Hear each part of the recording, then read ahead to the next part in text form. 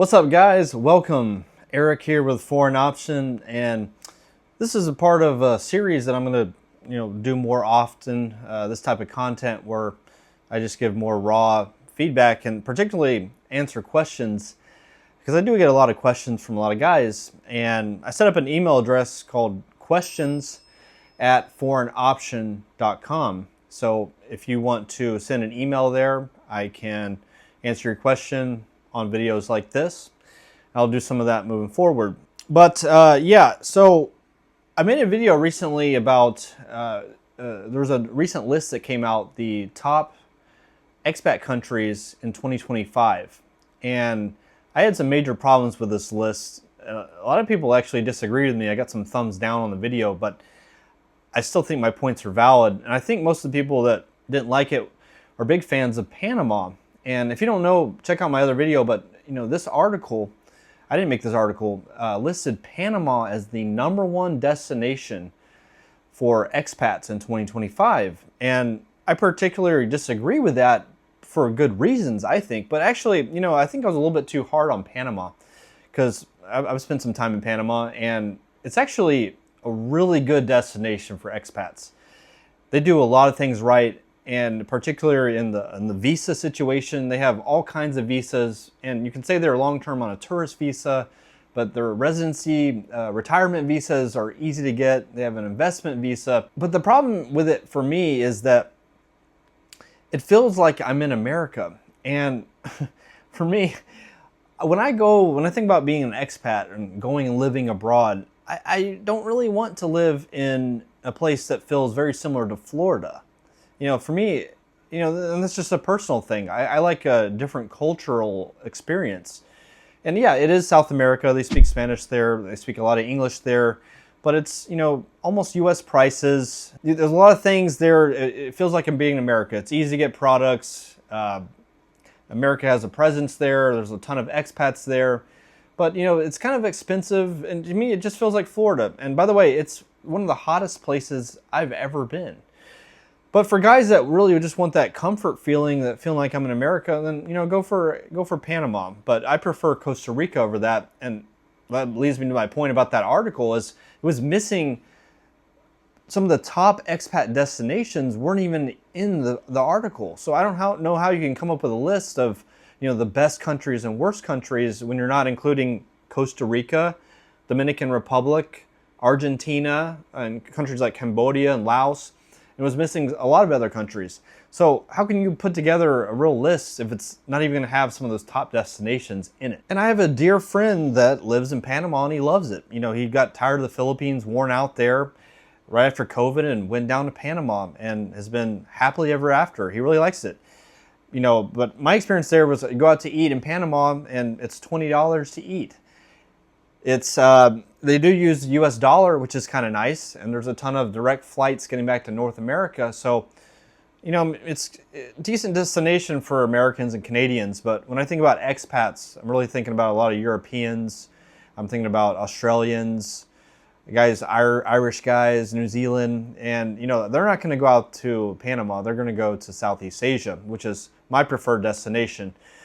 Region of the world is Southeast Asia, and big downsides there is I don't get to watch my sports. I'm a big NFL and college football guy, and it's a hard to get back home for holiday season. There's people that I love and care about in America, and you are really far away when you're in Southeast Asia. So Panama wins in those categories, but I would love to hear your guys' opinion on that. Is Panama #1 for you? And tell me why. Drop a comment. But for me, it's down a little bit, outside of the top 5. Now let's jump into some questions that I got. And again, send me a question at questions@foreignoption.com, and I'll talk about it on the YouTube channel. I got a question from Mike, who says, I've been considering travel and early retirement. I've saved over $600,000. In your experience, do I think that would be enough to sustain life for a while?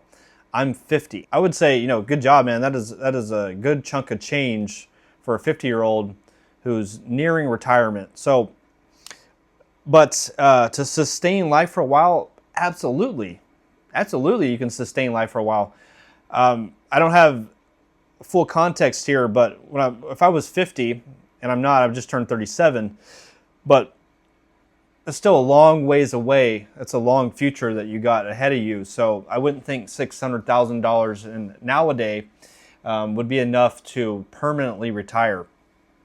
But there's some unforeseen challenges ahead with the market and the US dollar. I do have some of my own fears, but it's one of those things that you can't predict it. Guys try to pretend how smart they are, what's coming in the future, and I don't give you too much credit if you say that some market crash is going to happen in the future. I mean, obviously a market crash is going to happen. Are we in a bubble? It always goes down at some point, but how deep it goes, I don't know. But I wouldn't feel comfortable with that much money permanently retiring. But the cool thing about living abroad, and this is my mark against Panama, is one of the biggest draws is a better cost of living and an opportunity to make your dollar last better. And that's why I just don't think Panama is a great value place. That's why I go out to Asia and South America and Africa, those type of places where I get a lot better value for my money, better lifestyle for a lower cost. And if Mike was able to take advantage of some of those cheaper places, I'm thinking about Cambodia, Laos, Vietnam, Philippines, Thailand, all those places, you can live quite well for much less than you do in the United States. Also, by the way, I hate, this is kind of annoying to say, but I'm not a financial advisor. I've hired a financial advisor to help me, but I'm not qualified to give out financial advice. But $600,000, if you're eating away at that, and it's is that inside stocks where every time you withdraw it, you're having to pay fees on that, capital gains tax, and the stock market on average grows about 8%. So I would run the math on that and talk to a legal financial advisor and see how long that could stretch.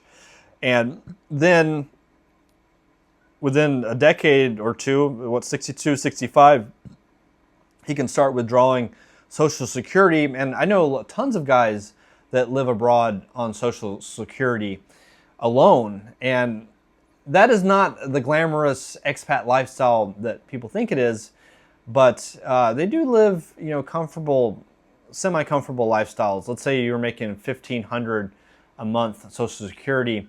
Could you do it? Yeah, I wouldn't want to, but a lot of guys do it. You don't have much of a dating lifestyle. You're not really bouncing around much, but there's cheap hobbies that I like to take advantage of. And one is I like to go on city hikes. I've been doing that every country I go to. Just lace up your shoes and go out and you hike for a couple hours, explore the city. Never know who you're going to run into or what you're going to see. It's a free hobby. Maybe I'll stop every hour or two and get a cup of coffee, and I'll stop and eat lunch. And I even do that in cities I've been living in for months. And so you can have a pretty good lifestyle abroad on a budget. Do I think $600,000 could sustain you for 12 years until you retire abroad? I do, without something unforeseen, catastrophic happening with markets and the US dollar. Yeah, I think you could make that work. And then if you had another pension or Social Security kicking in at retirement, then, I'd say go for it, man. The one thing I've learned too is that, there just never ever will be a perfect time to go. And if I had known that and been able to apply that, I would have left a lot sooner than I actually did. My first trip overseas was at 30. I had been wanting to since I was 25. But I just kept waiting until I had more money, until I had more security. But then at the same time, my roots are growing a little bit deeper in the United States, with buying a car, and I almost bought a dog, which would be really hard to walk away from. But there'll never be a perfect time. So sometimes what I do recommend guys doing, is do a trial run. Okay. Don't just burn the boats and just go on your first trip permanently, but do a trial run. And your trial run needs to be at least 1 month. 1 month would be a good trial run. If you can do 3 months, even better. But that will tell you a lot, whether you like the country that you go to, whether you like the lifestyle abroad, whether you change your mind. I just had a guy visit in the Philippines for 1 month, and he basically, as he was leaving, tell me, I won't be back here, and I think this was all a mistake. But he learned a lot of valuable information. And the cool thing about a trial run is there's this period of that everyone hits is a little bit of homesickness, and you also will hit this phase of what the hell am I doing, right? So let's say you take a 1 month trip, you're living in the United States, you take a 1 month trip out to the Philippines. Well, your first week is almost a disaster just because of the jet lag. It takes you about a week to get over that. Your second week, you kind of start hitting your stride, you're getting around the city, you're meeting people, you're enjoying it, you're taking little side trips to the beach, and you're like, wow, this is great. And then your third week, you realize like, oh my God, my mail is piling up at home, and what about, my buddy, or maybe it's you have a kid, what are people missing me? What am I doing with my life? Seriously. And then your fourth week, it feels almost like pointless, like your time is coming so short. You realize you got to go home and you've only got a couple days left. What do you do with it? You're eating out in the mall, and then, okay, you go home. So the good thing about a trial run that's a month or longer is you'll push through that homesickness phase, and it's really just your mind trying to play tricks on you to keep you in your comfort zone. But once you get out to that comfort zone for a while, you'll come to enjoy it. And I'm about to go home for the holiday season. I really don't even want to, but the only reason I'm going back to the U.S., and most expats I meet say the same thing, is like, I don't even really want to go back, but we go back to visit the people that we care about and we love. And we all have got people in our lives that we like. But living overseas, a lot of the relationships that I thought were really important to me have fizzled out in a just kind of a natural way. It doesn't mean that they're unhealthy, but they've just faded out. And I've developed new friendships overseas with new people who meet you as you are. And it's a good way to have a brand new life and have a fresh start on life, to go overseas to a new city and get that fresh, clean start. And it's just a wonderful way, everything about it. Dating, a good chance to improve your health and get back in shape. Good chance to get out of your comfort zone and make new friends, pick up new hobbies, because hobbies are usually cheaper overseas. So highly recommend, guys, get out there and try a trial run before committing to becoming an expat permanently. All right, next question from William. Hello, not everyone is on the 9-to-5 hustle. I would love to live abroad, but life is even harder when you are on the system of one check a month trying to budget. It's not a simple task. Okay. Yeah, so I was before making a lot more content about quitting the 9-to-5 job lifestyle. And I'll still make more of those videos because it's part of my story. I was able to escape the American dream, right? Where I was coached by my grandparents and my parents, the old school people, right? Pre-internet days.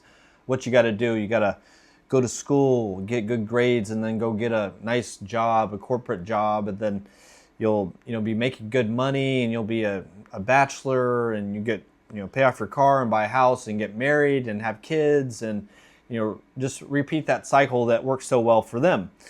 And I got caught up with that 9-to-5 lifestyle. I graduated college and then University of South Carolina with an IT degree, was a computer programmer for 6 or 7 years, started making really good money as a guy in his 20s, as a bachelor, and all of a sudden the women didn't line up.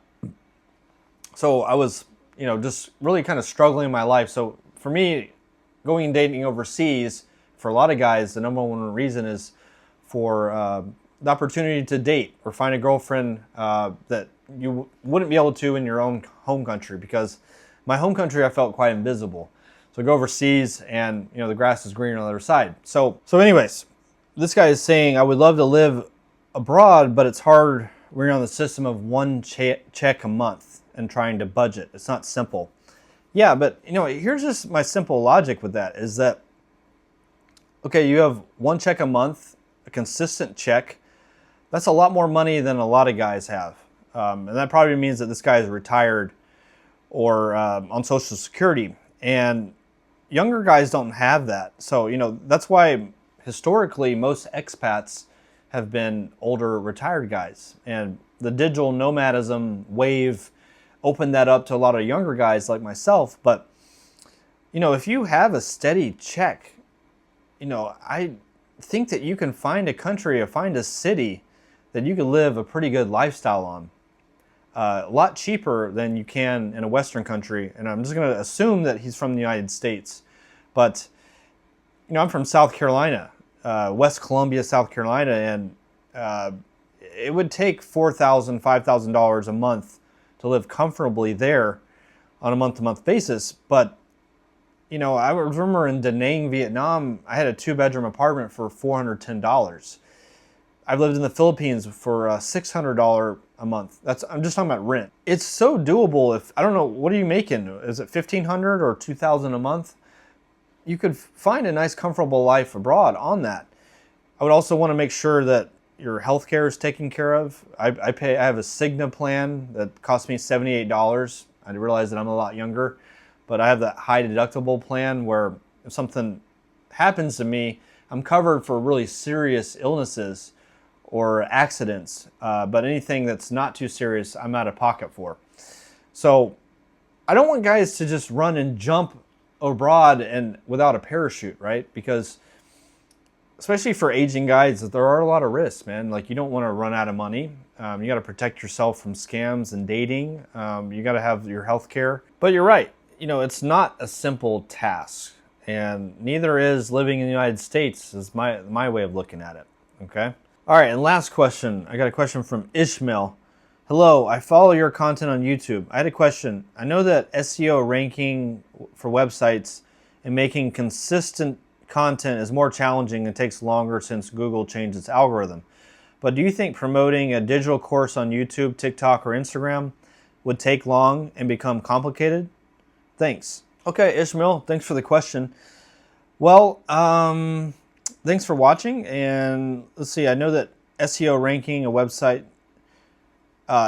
So he's kind of talking about a website here. Yeah, Google changed its algorithm. I know that firsthand. Listen, looking back now to 10 years ago, like 2015 to 2020, like pre-AI, making money online was stupid easy. And just to give you an example, I created this Joe Rogan fan site that was pulling in $1,000 a month in passive income back in the day. And looking back now, I realize like how easy that was. That was so easy because I look at it as like it was like the internet of information. You could create information that was valuable for people. And now AI has basically made information obsolete. I think the next wave now, what's becoming more online, is more genuine authenticity, which is what I'm trying to do here. This is all raw, right? But pretty soon, I wonder if AI is coming for that too, coming for the authenticity. And personally, I don't want to watch anybody's YouTube channel if they're putting code in and just generating AI. Like if they didn't actually click record and set up their lighting and their camera equipment. If it's just an AI talking and they're taking that type of shortcut, I'm not interested. I don't want to listen to an AI. You know, I want to listen to a real person. I'm a real person, right? Okay, this is not AI.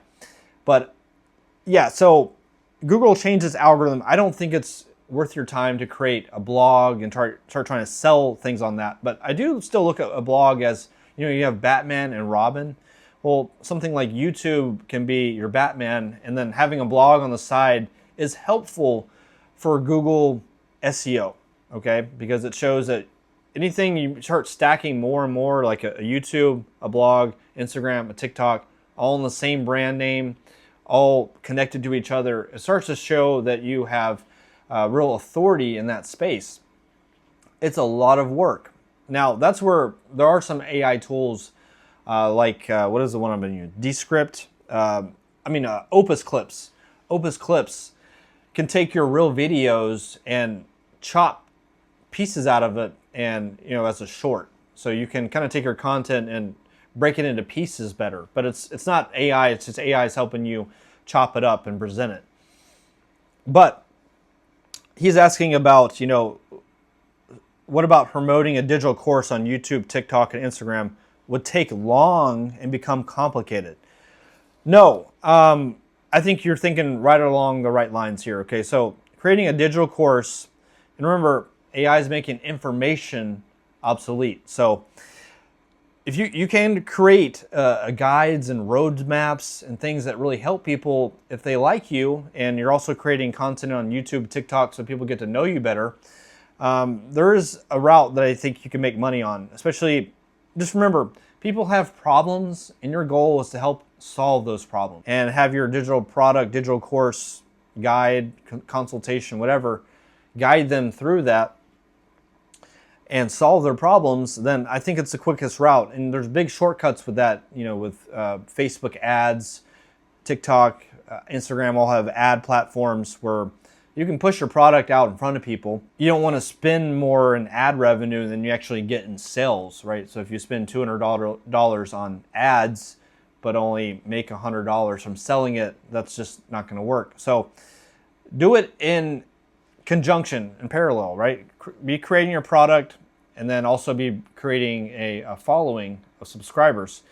Because that's the other thing. The last thing you want to do is like create a big following and all of a sudden one of your videos hits and it's going viral and a lot of people are watching it, but you have no product, you have nothing to sell anybody.